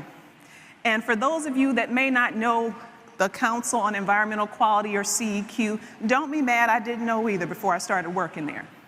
But our role and our mission is to improve, protect, and preserve public health and the environment, and coordinate the federal government to do that. So when I think about the importance of just this April, our president signing a new environmental justice executive order, revitalizing our nation's commitment to environmental justice for all, that builds on the foundation of our first EO, but it works to embed even more this notion of environmental justice into all federal agencies. That's important. But even his first week in office, President Biden signed another executive order, 14008, tackling the climate crisis at home and abroad, that set in motion the most ambitious climate and environmental justice agenda ever, starting multiple initiatives, one of those being the Justice 40 initiative. So if you don't know what the Justice 40 initiative is, it is our goal to make sure that 40% of the overall benefits of investments of federal resources make it to communities that have been marginalized, overpolluted, underinvested, and in my words, forgotten. We're trying to do this by investing in clean energy, safe and affordable housing, energy efficiency, all those core pieces. And we're doing this by redesigning and transforming current government programs, over 470 of them and counting. I'm going to talk about a couple of those Justice 40 programs that you might be familiar with, and one being the NEVI program, with the goal, again, of getting 500,000 public charging stations across this country. The second one is from our Federal Emergency Management Agency, which is focused on tackling natural disasters and climate before they happen and getting our communities prepared so they can be more resilient. Now, you might ask, how do we know where these communities that are overpolluted, marginalized, underinvested in are? Well, we got a tool for that, and I know I'm in a tech audience, so pull out your phones and Google Climate Economic Justice Screening Tool. This is a tool that, again, the president asked us to create, that is a geospatial mapping tool that identifies those census tracts that are considered disadvantaged. The cool part is that our federal agencies are able to use this tool to make sure that these resources get to the communities that need them. I talked a little bit about the tool, but what's most important is the people. And we are to have a White House Environmental Justice Advisory Council, or WEJAC, which is composed of presidentially appointed environmental justice leaders that touch every corner of this nation. They provide us with advice and formal recommendations. They help us do our job in advancing policy by making sure we pull community voice into all of our solutions. Now, we got the people and the tools, but you know we need the policy. And if you haven't heard, the Inflation Reduction Act, one of the largest and first pieces of climate legislation in history, $369 billion, has set forth in a big way our opportunity to tackle the climate crisis, to lower costs for Americans related to energy, and many other things. And of course, there's many Justice 40 programs that are funded by the Inflation Reduction Act. Now, I'll talk about one, the Greenhouse Gas Reduction Fund, leveraging over $27 billion of private capital to, again, tackle the climate crisis.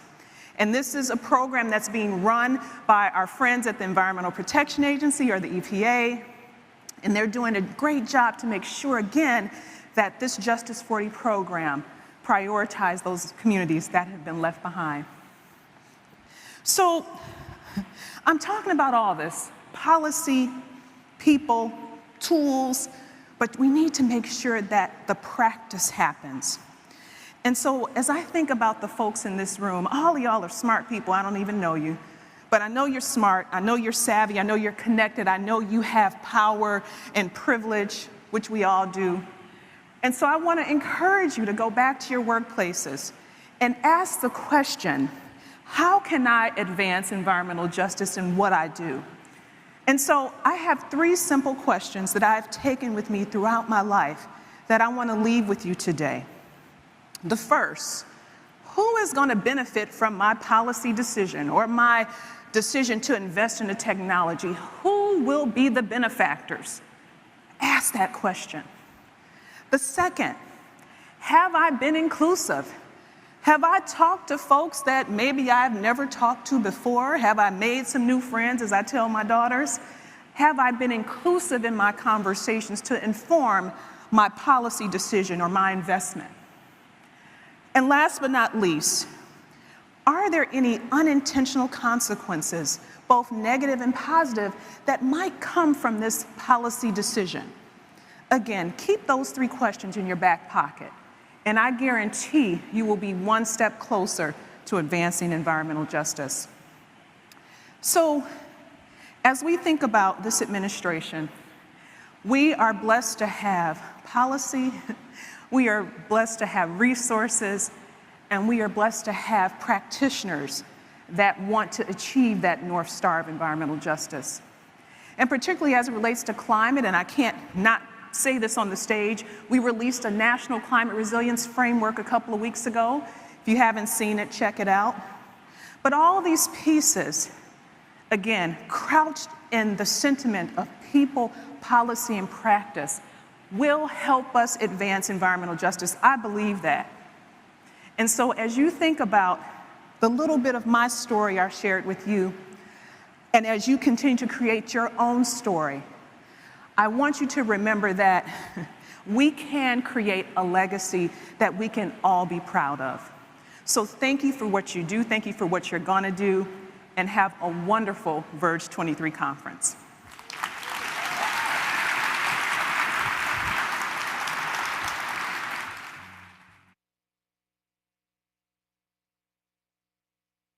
From decarbonization to cutting costs to price stability, whatever your goal, wherever you are in your sustainability journey, we're the right partner to help make your goals a reality. End to end, every step of the way. Walk with us, and let's make it real. From decarbonization to cutting costs to price stability, whatever your goal, wherever you are in your sustainability journey, we're the right partner to help make your goals a reality. End to end, every step of the way. Walk with us, and let's make it real.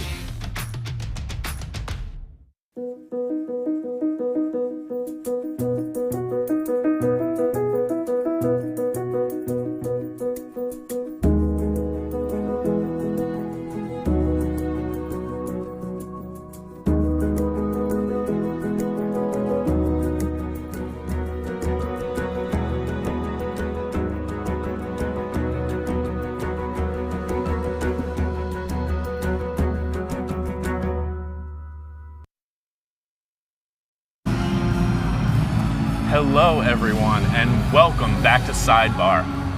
Wow, day 1 of keynotes are complete. I mean, where do you begin? Give me a highlight. That was a complete roller coaster of hope and despair. Our house band, the Jazz Mafia, Shale Khan, juggling while answering trivia questions about his own podcast. We had Julio Friedman in an amazing Western shirt bolo tie combo. He also said some things. The despair side of that, those downsides of that roller coaster, how are we going to unwind fossil fuels?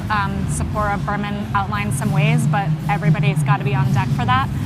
And Julio, I wasn't entirely distracted by his outfit. I did hear him say that we're going to need to really ramp up carbon removal in order to actually get that infrastructure built and get that carbon out of the atmosphere. Yeah, it's so much at once, again, right? And I love the framing on the emotional roller coaster. I really appreciated that. I think each speaker brought to their subject, their lens, an approach that was sensitive and appropriate to it. right? Some of these take an analytical approach. Some of these take a really let's go get it approach. Some of them take a really emotional, personal connection, which I really appreciated the conversation on environmental justice coming from that personal lens, because that is the heart of this. So it takes all of it at once, and it's an emotional roller coaster, but that is the work to be done. So as we said at the beginning, so well curated, these different perspectives. The reaction after all of that, it's really overwhelming. It's a lot to take in. Agreed. We've got some amazing interviews coming up, so stick with us, and we'll be right back in a few. See you soon. Hitachi works to support everyone who cares about the planet. Like Mr. Rossi, who wants to use ticketless transportation that's both convenient and low in emissions. Prenderò questa strada. And Ms. Chang, who can invest in green projects through a digital platform that accurately assesses environmental impact. I want to support. The choices we make can change the future. Hitachi is creating a better society through digital and green technologies. Climate change has put everything at risk. Resilient farming practices can help producers adapt to the stresses of climate change while actively fighting to combat its effects.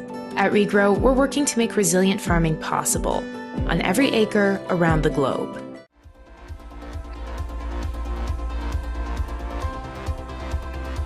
If your business is aiming for net zero, you will need carbon removals. Forward-thinking companies have recognized the urgency and are engaging with us to act now. Start investing in your company's future by engaging with Drax. Action now doesn't just mean investing in your future. It means investing in everyone's.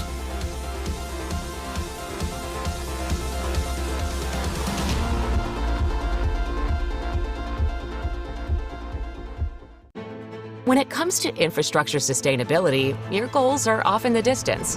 Where they begin is right here. Black & Veatch. You bring the what if. We map out what next.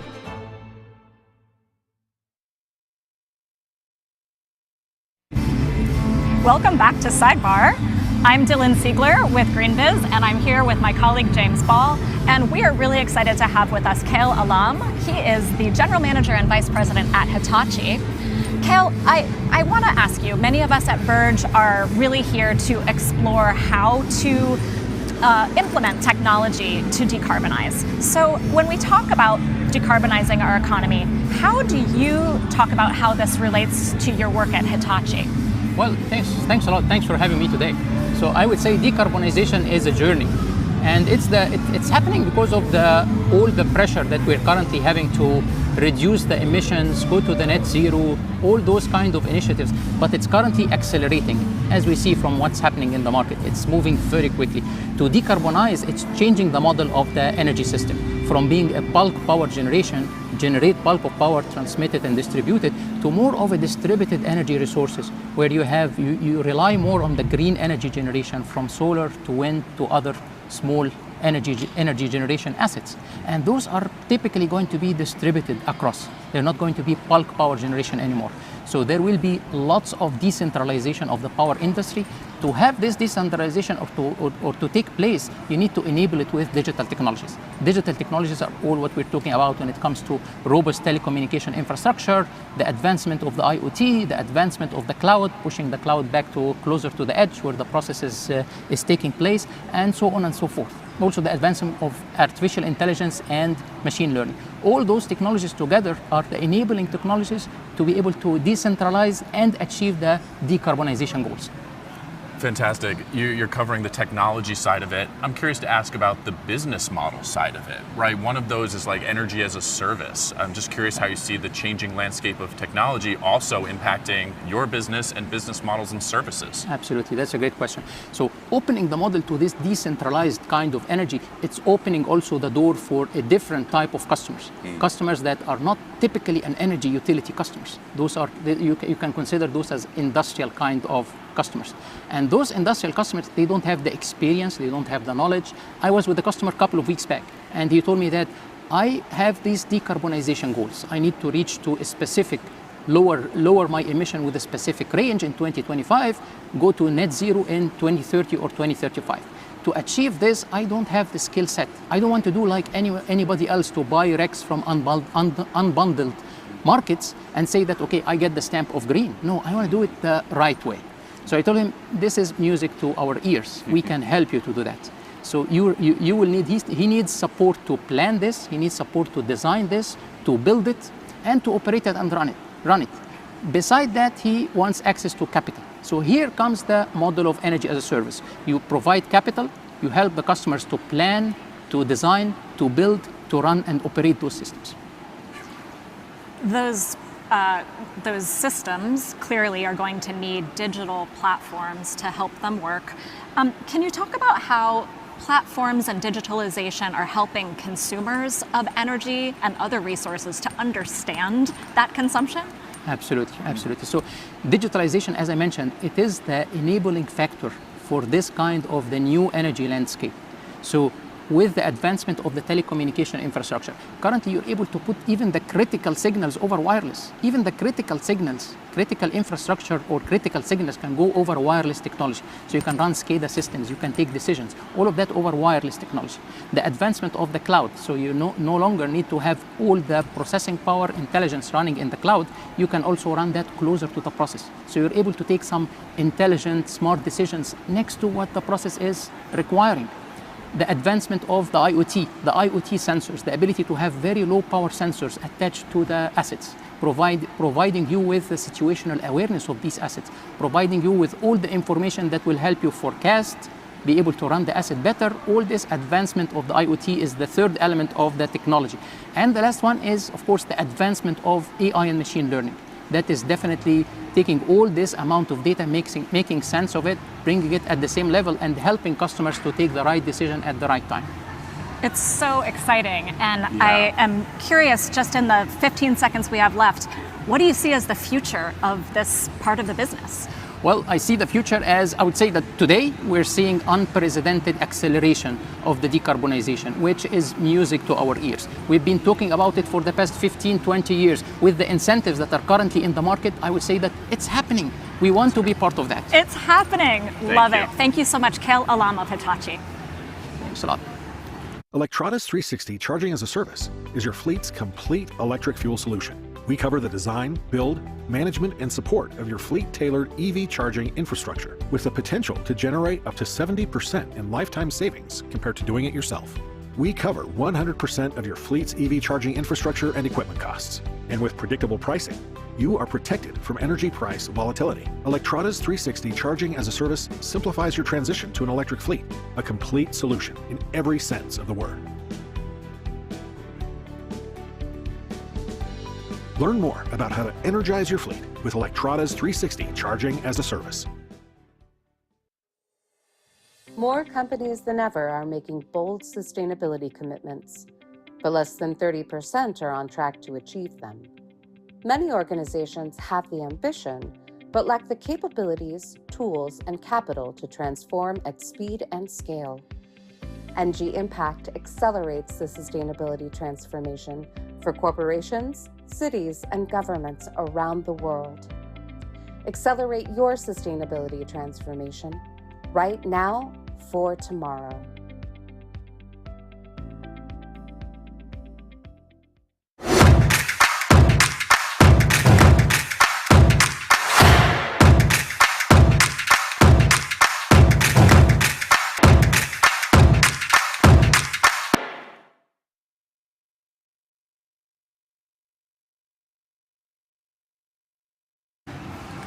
Hello and welcome back to Sidebar. So we are joined now by Reginaldo Haslet Marroquin, the CEO of Tree Range Farms, doing some incredible work. I'm wondering if you could just start us off with a bit of a vision for how you see food culture changing. You're really leading that, and help us get inspired by what you're doing. Sure enough, thanks for this chance to speak to your public. Tree Range Farms is the go-to-market strategy of a larger ecosystem of businesses. In that ecosystem, we have farmers, nonprofits that are providing system support and all of that. And the way we see this food culture and agriculture systems changing is really by us understanding the role, the critical role that systems play. we normally focus on the role of the farmer, the consumer, and all of that, but those are pivots, those are points in a system. The system is quite extensive, and it requires everything from banking to legislative support to training, technical assistance, agronomics, science, technology. There's so much to a system, and that's we became the masters at looking at the whole system as a starting point rather than the farm. And then as a result of that, then the farm can be more successful and be de-risked. And because of that, we can bring benefits to the consumer and to investors and to the public in a way that is almost impossible by focusing on the farm. So that's how we see this changing. And now we have an opportunity to engage more people and more institutions as we progress in this process. But Tree Range Farms, just to clarify, is one of the pivots, is the go-to-market strategy, is the branding, contracting, marketing, and distribution arm of the whole ecosystem where control, ownership, and governance of the system are at the center of the system change strategy and theory of change. Let's maybe zoom out and look at what Tree Range Farms does at a fundamental level, which is you raise chickens regeneratively, and you do so in a jungle-style habitat. Tell us more. Yes, if you look at the world from the perspective of the chicken, it is a jungle fowl. So all we have done is codified that ancestral understanding into actually a specific set of agronomics and business structures. So the production unit, as we call it, is simply a 1.5 acre, which has a lot of history to it in science. But that 1.5 acres of poultry production unit is then planted with native species, understory, overstory, and as a result of that, we build something that resembles the geoevolutionary blueprint of the chicken. What results from that, it's truly a chicken that if you ever thought of the chicken being happy, that would be a happy chicken. And a happy chicken is better for consumers, is better for the environment, for the ecology, is better for your health, for the health of the planet, the water systems. All of that is what we accomplish by putting that chicken back in its environment. There's so much. You're talking about the whole system, but if I may, just to pull on that consumer experience for a moment, the demand side, just speak to that kind of why are people desiring? Why is there a demand for this? So right now we are brand new, and we just started it technically at the beginning of the year. We launched Tree Range Farms. We are in the middle of our seed stage fundraise right now. We're doing well according to the environment. But the reason we are succeeding is because the feedback from consumers is very clear. The chicken, as some people have put it actually tastes like chicken. That's one of the examples we have gotten. Especially grandmas who are still connected to their ancestral knowledge have been truly enjoying this and giving us tremendous feedback. On the other hand, we're not the cheap chicken out there, by no means. But as we think of the nutritional value and as people taste this chicken, they are realizing that this is actually the right price for this kind of food. And that's starting to spread, even in communities that may feel like they don't have access to it. When you look at it from a nutritional perspective and from a reconnecting perspective, accessibility perspective, that is actually gaining us quite a lot of momentum and is bringing a lot of new consumers into our doors. Love that. In about the 30 seconds we have left, how do you scale the impact of this solution? The impact scales because we are not based on scaling throughput on large farms, but scaling through replicability, which means building large systems of small-scale farms. And that's the key to scalability with the impact without compromising either one. Reginaldo. Yeah, thank you. I mean, really, such an inspiring work you're doing. Wishing you all the best of luck and for a lot more scaling. Thank you. Pleasure. America has an undeniable, unstoppable energy.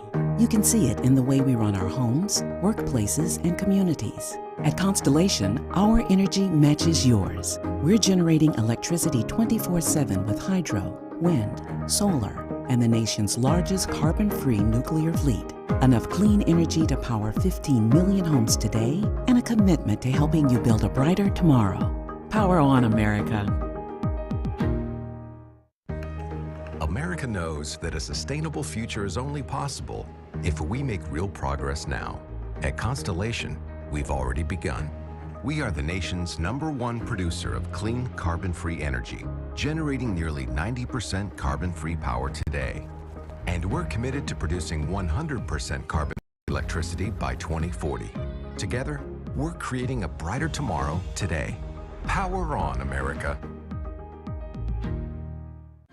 We started taking end-of-life electronic in the 80s, and then we evolved with that, and today we are processing around 100,000 tons of recycling each and every year.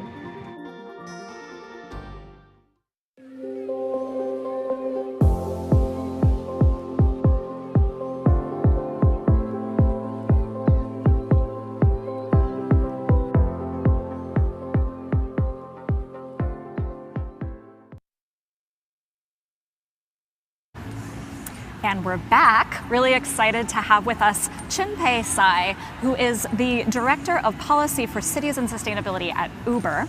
Now, I've been known to take an Uber now and again, and when I do, I often choose Uber Green, which gives you a hybrid or a fully electric vehicle. And so I wanted to actually start by asking you, how is Uber working to transform the transportation alternatives for us in this realm? Well, thanks so much for having me. We're really excited about the role we can play in urban mobility. For cities, public transit is the backbone, but to help people get to public transit or keep people on transit, you need all the other choices available to make it easy for you to leave your car at home.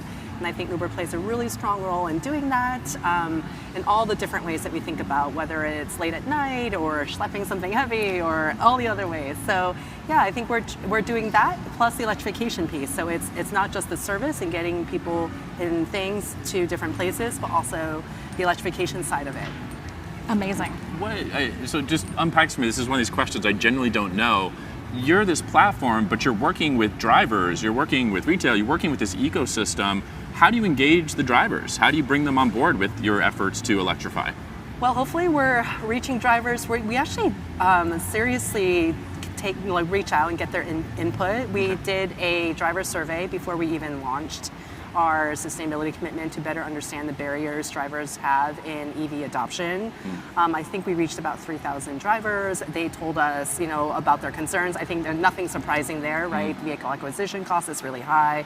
They're worried about charging, reliability, and access.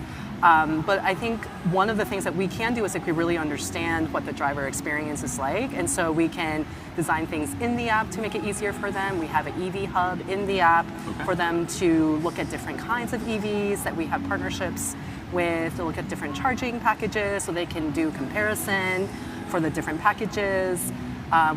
We put charge points on the map so they can look to see where they can go charge. We're even offering incentives, so if you drive an EV, you get $1 more for every trip that you make in an EV. So everything adds up and is really meaningful if you take the entire package. It starts to make a lot more sense for drivers. Love that. How has the reaction been so far? Really positive. I know sometimes you do these things and you're not exactly sure what adoption is going to be. Driver adoption has been fairly strong. Not to be too self-congratulatory, but we are starting to see in especially places where there's a lot of supportive policies, that like California, London, and the UK, that in California, 1 in 10 rides will be in an EV, which is significant. In London, it's 1 in 5 rides will be in an EV. We're beating public adoption of EVs. The drivers on the platform are beating public adoption of EVs, so that's all great. On the rider side, we hear from riders all the time, like you, that say that they now just choose Uber Green all the time. It's such a great customer experience. For many people, it's the first time they'll be in the EV, so it makes them think about that as well. And we've been just trying to get out more and more, trying to do the education. We have driver test and drives where drivers can come and learn from other drivers and just talk through some of their anxieties or challenges. And that has also had great uptake for people looking to adopt EVs.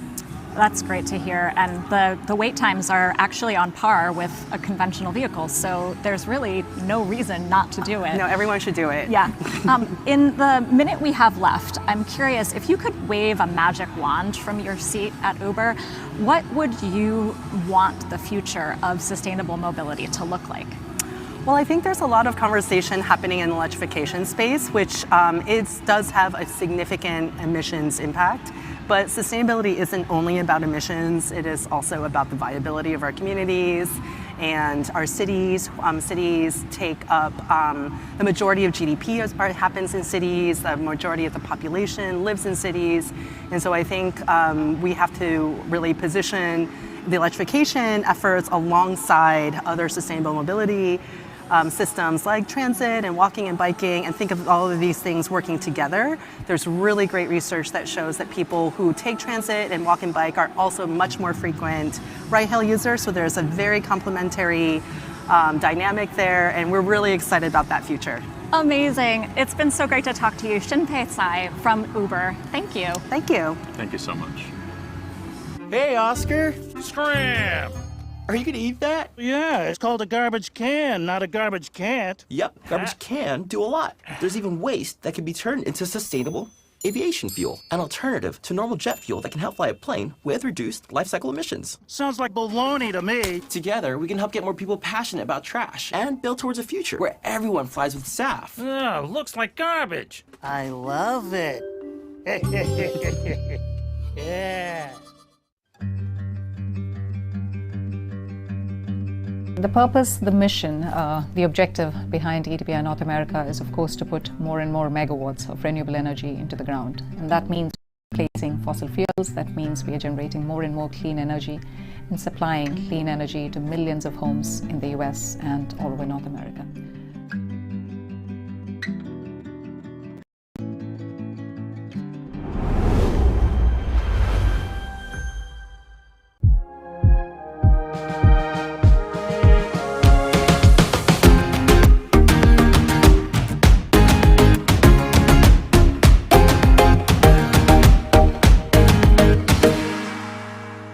With the right tools, managing your carbon footprint can be a breeze.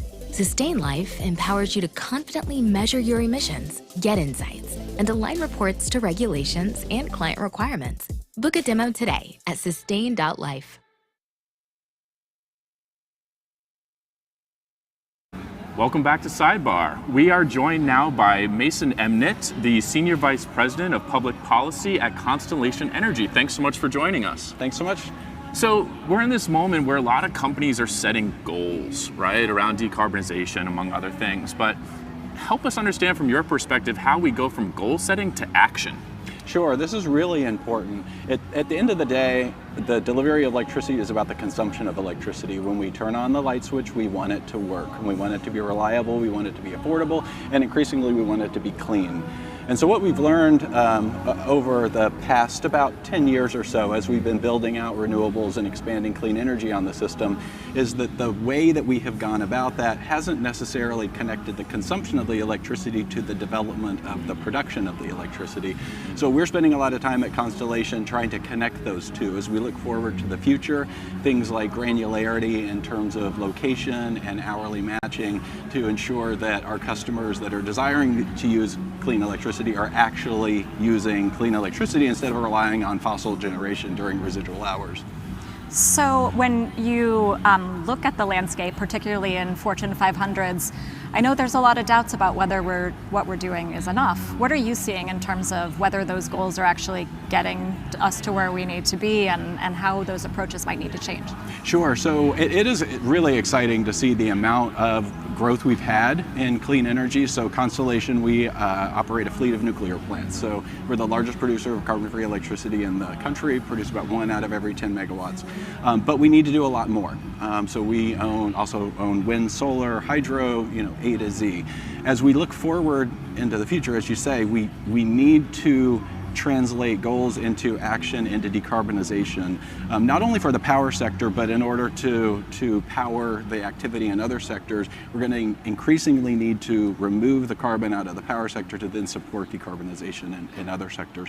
And so these trends that we see as people look forward in terms of as we approach realizing our goals, realizing that there is this disconnect between what we're trying to achieve and what we're actually achieving, and exposing that for customers. And we have those conversations. Customers do want to adopt additional policies, additional goals, get more granular, understand that every incremental dollar that they're spending is having the actual impact on the system that they want to have, and then stepping back and connecting that into our policies, regulations, market frameworks in order to bring this all together. Because at the end of the day, the power system is an integrated grid. All the customers are connected through the power grid, and so we want to support them in their decarbonization trajectories. Yeah.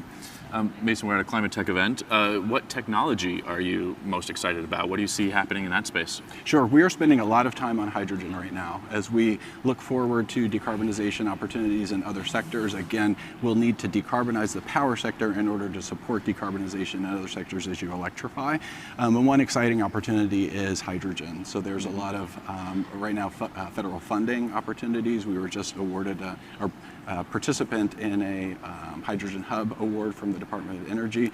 So along with 60 other entities in the Midwest, we will be developing and deploying hydrogen technologies using carbon-free generation to create low emissions hydrogen, which can then go into steel manufacturing, ammonia production, transportation fuels like sustainable aviation fuels, and again, harnessing the power of what we're able to achieve in decarbonizing the power sector to then support decarbonization in other sectors. And that's at the end of the day, whether it's EVs, other types of technology development, most of it is really about harnessing the decarbonization of the power sector, which means we really need to get that power sector decarbonization right.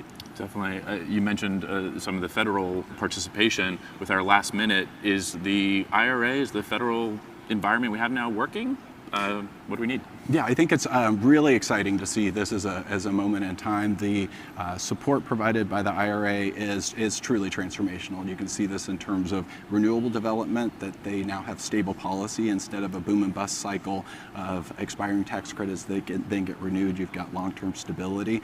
On our side, like I said, we operate a large nuclear fleet. We now, for the first time, have a tax credit providing support to an existing set of resources that will preserve the operation of the nuclear fleet and allow us to move towards relicensing. We operate those plants on 20-year cycles in terms of operating authority, and with the federal support we have the ability to continue operating that fleet to support decarbonization. Mason, thank you so much for your work and leadership and joining us here at Sidebar. Thank you. Wells Fargo has donated $50 million for emerging clean tech startups and $19.5 million towards projects and communities transitioning to a more sustainable future. Doing gets it done. Wells Fargo, the bank of doing. We're answering the big questions, like how can we make the most of our energy and resources? We're open, we're real people, and passionate about doing what's right. You've had those thoughts that transportation can't go green, that Scope 3 emissions are out of your control, that one person can't impact sustainability, but you can. Introducing Clean Mile by Breakthrough. Start using movement-level transportation data to make sustainability progress and reduce Scope 3 emissions. No more doubts. Take control of your sustainability goals with Clean Mile. Sustainable innovation. Delivering technology to our customers to increase productivity per acre while minimizing ag's environmental footprint and increasing global food security.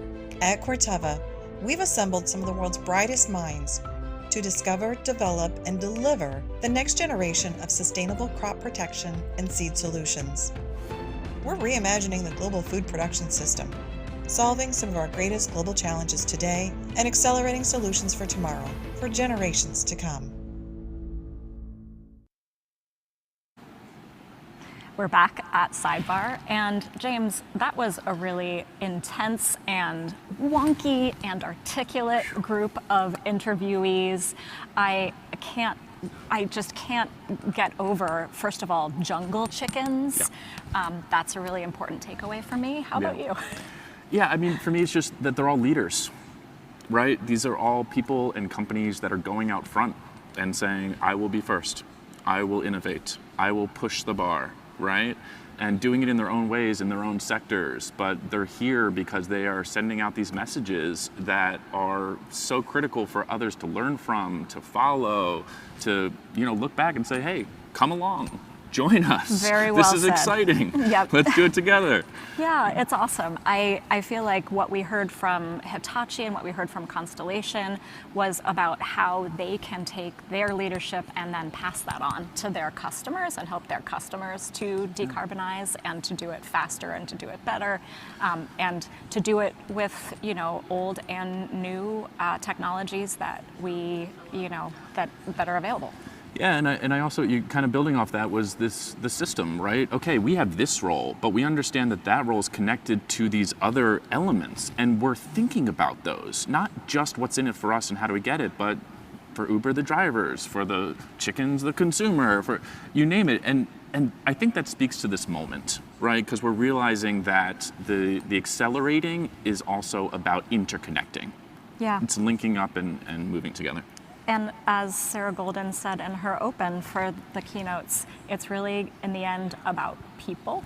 And I think that's what we heard from each and every one of those speakers. Thank you so much for joining us today at Sidebar. We're going to be right back here tomorrow, so we hope we'll see you here. Look forward to it. See you tomorrow, everyone. Thank you.